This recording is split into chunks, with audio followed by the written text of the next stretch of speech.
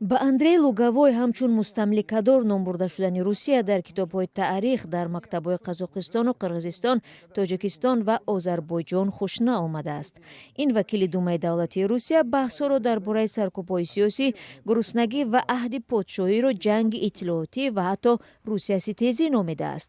Ба андешаи Луговой сокинони Осиёи Марказӣ ва Қавқоз бояд аз Москав барои гузаштаи якҷояи таърихӣ сипосгузор бошанд, на ин ки онро бознависӣ کنند.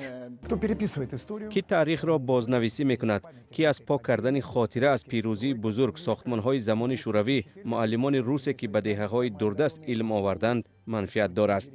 مقامات روسیه سالهای آخر چند دفعه مقامات جمهوری آسیای مرکزی و شهروندان آنها را برای هر گونه اختلاف با سیاست کرمل تنقید کردند. وکیلان پارلمان و مبلغان و فعالان روسیه نسبت به آنها از عباره‌های به مثل همسایه‌های ناسپاس استفاده نمودند. آنها به طور آشکارا به تکرار یافتن به اصطلاح سرنوشت اوکراین تهدید می‌کنند.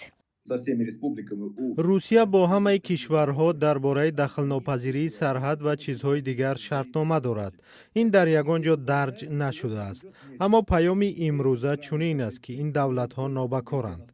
ما برایشان خدمت زیاد کردیم اما آنها ما را پرتافتند و اکنون ما باید با آنها درس ادب داده به زیر قنات خود یعنی برادر بزرگ برگردانیم. با اندیشه اندری لوگوای گویا در زیر این قنات بودن برای همه خوب خواهد بود. در همین حال او خواهان چاره‌جویی علیه مؤلفان کتاب‌های درسی تاریخ در کشورهای آسیای مرکزی شده است و مثل زرینا جندوسова که در دانشگاه دولتی سنت پترزبورگ تعلیم می‌دهد. امپریالیست نمیتواند به طور دیگر فکر کند. این امپریای ماست، بله آن ضعیف بود و از هم پاشیده بود، اما حالا ما کوشش میکنیم که آن را دوباره احیا کنیم. ما فکر میکنیم که این یک چیزی مثبت است و اگر ما چنین میشماریم عمل میکنیم. هر کسی که مخالف است به مثل اوکراین با جنگ روبرو میشود.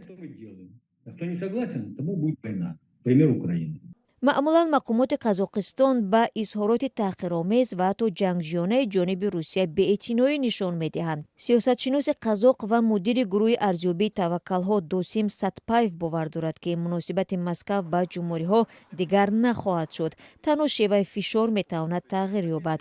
فشارها چگونه می‌شوند از نتیجه جنگ در اوکراین وابسته خواهد بود.